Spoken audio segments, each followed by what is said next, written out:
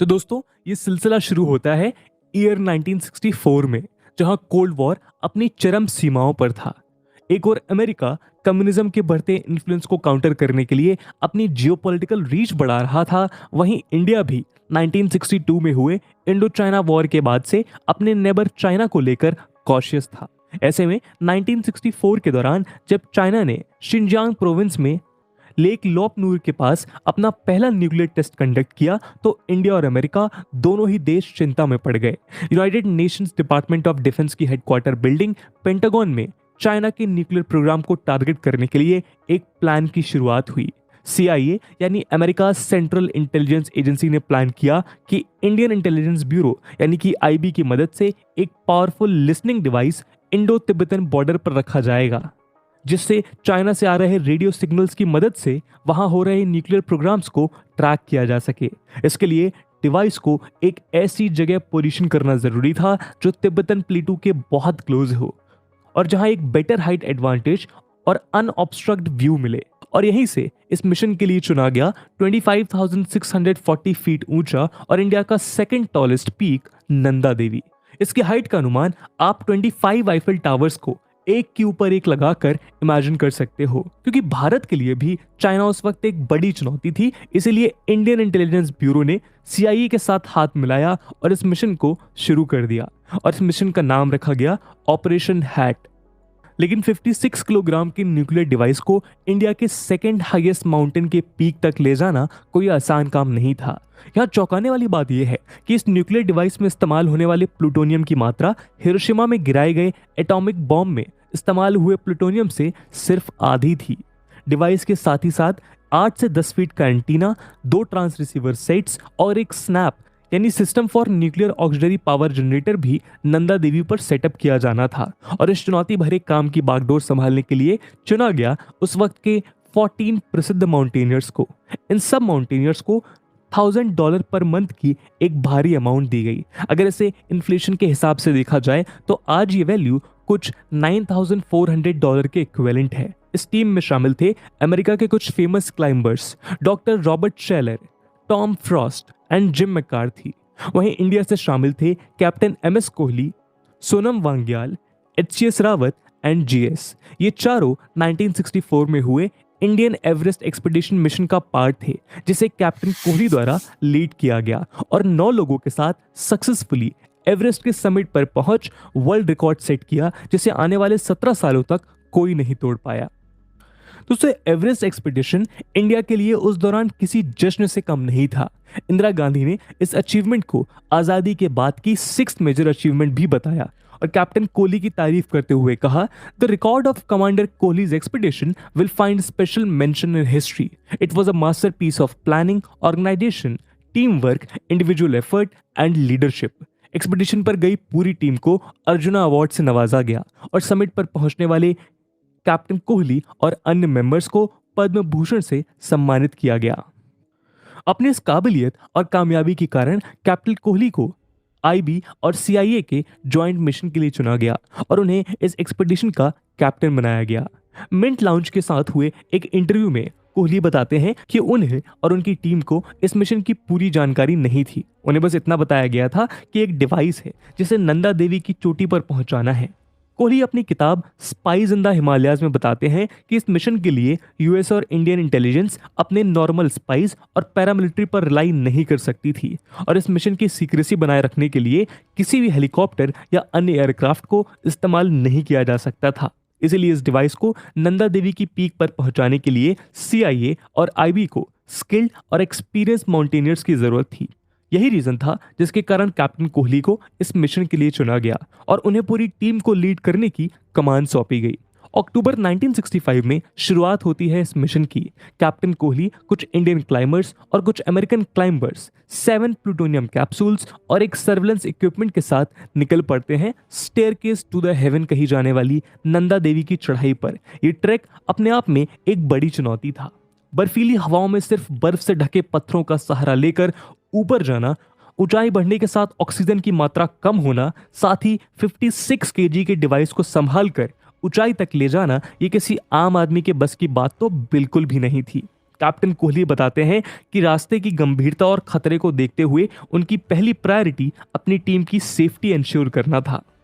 जैसे ही उनकी team summit के पास पहुंची, वहां का माहौल और बिगड़ गया। हवाएं तेज होने लगी और स्नो स्टॉर्म अपनी चरम सीमा पर पहुंचने लगा। इन हालातों को देखते हुए टीम ने डिवाइस को वहीं छोड़ने का फैसला किया और वापस नीचे उतरने लगी, क्योंकि ऐसे मौसम में टिक पाना ह्यूमनली पॉसिबल नहीं था। डिवाइस को एक छोटी चट्टान से मजबूती के साथ बांध दिया गया और एक छोटी गुफा समान जगह में उसे रख दिया गया। अगले ही साल जब टीम वापस उस जगह पहुंची तो उन्हें कुछ ऐसा देखने को मिला जिसने इस पूरे मिशन का चेहरा बदल दिया। डिवाइस वहां नहीं था जहां उसे होना चाहिए था।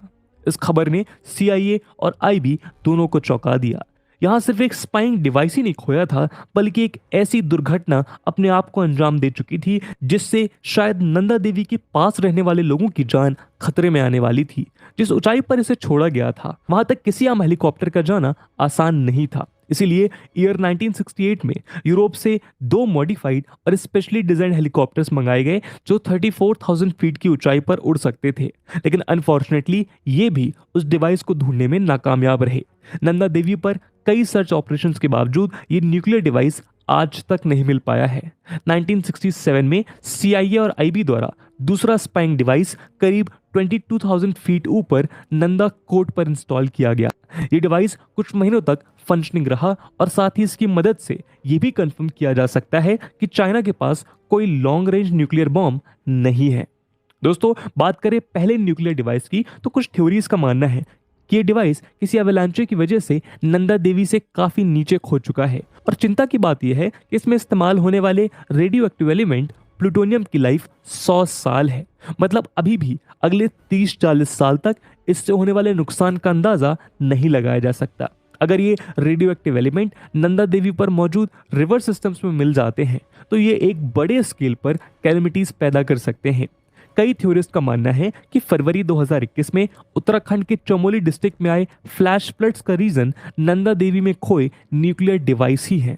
आइए दोस्तों, अगले सेक्शन में समझते हैं इस पूरे इंसिडेंट को और साथ ही जानेंगे न्यूक्लियर डिवाइस से जुड़ी एक और बड़ी कॉन्स्पिरेसी के बारे में। आगे बढ़ने से पहले इस टॉपिक से रिलेटेड आप सभी के लिए एक क्वेश्चन है जिसका आंसर आप कमेंट सेक्शन में कर सकते हैं। आपको बताना है कि नीचे दिए गए ऑप्शंस में कौन सा पीक इंडिया में नहीं है। कंचनजंगा, नांगा पर्वत, माउंट एवरेस्ट या फिर नंदा देवी। आइए अब वापस चलते हैं अपने टॉपिक इंडिया में आई रिपोर्ट्स के मुताबिक चमोली में आए फ्लैश फ्लड्स में करीब 200 से भी ज्यादा लोग लापता बताए गए और करीब 82 डेड बॉडीज और human limbs flood affected areas में पाए गए। BBC की रिपोर्ट्स बताती हैं कि नंदा देवी में आए हुए ग्लेशियर बर्स्ट की वजह से ऋषि गंगा और धौली गंगा के स्तर काफी तेजी से बढ़े, जिससे अल्टीमेटली एक फ्लैश फ्लड देखने को मिला। ये इतना पावरफुल था कि इसने रास्ते में आए ऋषि गंगा हाइडल प्रोजेक्ट और NTPC's Tapovan Vishnugarh hydro electric project दोनों को ही बुरी तरह डिस्ट्रॉय कर दिया। साथ ही इन प्रोजेक्ट्स पर काम कर रहे करीब 200 लोग इस ट्रेजेडी का शिकार हुए। लेकिन यहाँ एक बड़ा सवाल यह है कि फरवरी में जहाँ विंटर्स अपने पीक पर होती है, वहाँ एक ग्लेशियर इतनी आसानी से कैसे गिर सकता है। रैनी विलेज में रहने वाले लोगों ने BBC के कुछ रिपोर्टर्स को बताया कि उनके गाँव में आए इन फ्लड्स की वजह नंदा देवी पर खोया न्यूक्लियर डिवाइस है।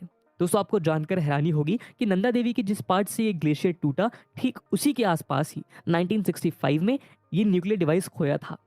बेटर इंडिया नामक एक डिजिटल इंडिया न्यूज़ प्लेटफॉर्म को दिए इंटरव्यू में कैप्टन कोहली बताते हैं कि नंदा देवी पे गिरे ग्लेशियर की वजह वहां बर्फ की चट्टानों में दबा हुआ रेडियो एक्टिव प्लूटोनियम ही है। 1965 के बाद कैप्टन कोहली रैनी विलेज में ही पोस्टेड थे, जहां उन्होंने अपनी टीम के साथ अगले 3 सालों तक इस डिवाइस को ढूंढा। उन्होंने ऋषि गंगा के पानी को भी टेस्ट किया, ये देखने के लिए कि क्या उसमें रेडियो एक्टिव एलिमेंट तो नहीं है। पूरी टीम उस वक्त ये सोचकर परेशान थी कि कहीं ये डिवाइस पानी को कंटामिनेट न कर दे, क्योंकि इससे कई लोगों की जानें जा सकती थी। उस दौरान कोई मेजर एविडेंस तो नहीं मिल पाया, लेकिन फरवरी 2021 में नंदा देवी में गिरे इस ग्लेशियर ने 55 ईयर्स के बाद वही डर फिर से जगा दिया। ईयर 2018 में Uttarakhand tourism minister Satpal Maharaj prime minister Narendra Modi से मिले और इस सिचुएशन की गंभीरता उनके सामने रखी। दोस्तों, इस पूरे इंसिडेंट के पीछे कई कॉन्स्पिरेसी थ्योरीज हैं। कुछ का मानना है कि पाकिस्तान द्वारा उस न्यूक्लियर डिवाइस को कैप्चर कर लिया गया है और कुछ मानते हैं कि इंडिया ने ही उस डिवाइस को वहां से मिसप्लेस कर दिया। लेकिन ये दोनों ही थ्योरीज गलत साबित हुई हैं। 1965 एक्सपीडिशन के करीब 10 साल बाद 1997 में CIA और IB के पास इस पूरे मिशन की एक डिटेल्ड अकाउंट हॉवर्ड कॉन द्वारा अमेरिका की आउटसाइड नामक मैगजीन में पब्लिश हुई। खबर बाहर आते ही पूरी दुनिया में ऐसा माहौल था जैसा मानो जेम्स बॉन्ड मूवी का कोई क्लाइमेक्स चल रहा हो। खासकर इंडिया में माहौल बहुत गंभीर हो चुका था। नंदा देवी के ग्लेशियर्स कई ट्रिब्यूटरीज में जाकर मिलते हैं जो इवेंचुअली गंगा का पार्ट बनाते हैं, जिससे करीब 200 मिलियन लोगों की जानें जुड़ी हुई हैं। नंदा देवी और उसकी सराउंडिंग सेंचुरीज को कुछ समय के लिए बंद कर दिया गया और उस न्यूक्लियर डिवाइस को ढूंढने के लिए कई मिलिट्री एक्सपीडिशन किए गए। 1978 में वॉशिंगटन पोस्ट में भी इस न्यूक्लियर स्पाइंग मिशन की स्टोरी ब्रोक आउट हुई और साथ ही रेडियो एक्टिव प्लूटोनियम से होने वाले नुकसानों से भी इंडिया को वाकिफ किया गया। तेजी से बढ़ते नेशनल और इंटरनेशनल प्रेशर के चलते तत्कालीन प्राइम मिनिस्टर मोरारजी देसाई ने इस पूरे मिशन को पार्लियामेंट में सबके सामने रखा और बताया कि कैसे सीआईए और आईबी ने मिलकर इस मिशन को अंजाम दिया। 1966 में लाल बहादुर शास्त्री और होमी भाभा की मिस्टीरियस डेथ को भी इसी इंसिडेंट से जोड़ा जाने लगा। लाल बहादुर शास्त्री, जो इंडिया के प्रधानमंत्री भी रह चुके हैं, वो उस दौरान एटॉमिक एनर्जी के मिनिस्टर इंचार्ज थे और Homi Bhabha atomic energy commission के चेयरमैन थे। रूमर्स ये थी कि शास्त्री जी को केजीबी द्वारा असैसिन किया, वहीं भाभा को सीआईए द्वारा बम किया गया है। दिल्ली बेस्ड न्यूज़पेपर की एक रिपोर्ट में ये सामने आया कि एक पेरिस बेस्ड पाकिस्तानी डिप्लोमेट उन पहले लोगों में से था जो भाभा की प्लेन क्रैश साइट पर सबसे पहले पहुंचा था और शायद इसी डिप्लोमेट ने भाभा के पास मौजूद कुछ क्लासिफाइड डॉक्यूमेंट्स जो वो अमेरिका ले जा रहे थे उन्हें ऑक्युपाई कर लिया। रिपोर्ट्स बताती हैं कि ये डॉक्यूमेंट्स हिमालय पर एक मिनी न्यूक्लियर पावर प्रोजेक्ट से रिलेटेड थे, लेकिन इस रूमर को भी जल्द ही आउटलैंडिश बताकर डिसमिस कर दिया गया। कई स्पेकुलेशंस और कॉन्स्पिरेसीज के बावजूद एक बात तो बिल्कुल सच है और वो ये कि इस डिवाइस की करंट लोकेशन के बारे में किसी को कोई भी जानकारी नहीं है। ऐसे में अगर ये अभी भी नंदा देवी पर मौजूद है तो ये इंडिया के लिए अभी भी काफी डेंजरस साबित हो सकता है। इस पूरे इंसिडेंट की सीक्रेसी और रेडियोएक्टिव प्लूटोनियम के 7 कैप्सूल्स के नंदा देवी में गुम हो जाना बहुत से मूवी डायरेक्टर्स और प्रोड्यूसर्स को अपनी ओर आकर्षित कर चुका है। उनमें से ही एक है स्कॉट रोसेनफेल्ड, जिन्होंने होम अलोन जैसी कई वर्ल्ड वाइड फेमस मूवीज को प्रोड्यूस किया है। कैप्टन कोहली ने टाइम्स ऑफ इंडिया को दिए एक इंटरव्यू में बताया कि जल्द ही स्कॉट रोसेनफेल्ड नंदा देवी पर हुए इस मिशन पर मूवी बनाने वाले हैं, जिन्हें डायरेक्ट करेंगे ग्रेग मैकलेन और मूवी में कैप्टन कोहली का रोल प्ले करेंगे रणबीर कपूर। तो दोस्तों, इस वीडियो में हमने जाना कि कैसे सीआईए और आईबी ने चाइना के बढ़ते न्यूक्लियर टेस्ट अटेम्प्ट्स को ध्यान में रखते हुए इस मिशन को अंजाम दिया, लेकिन फिर एक ऐसी अनहोनी हुई जिससे शायद आज भी भारत में गंगा और हिमालयाज के पास रह रहे लोग एक बड़े स्केल पर सफर करते रहे। डिवाइस कहाँ है, ये आज भी एक टॉप मिस्ट्री है, या कहो तो एक टॉप सीक्रेट बना हुआ है।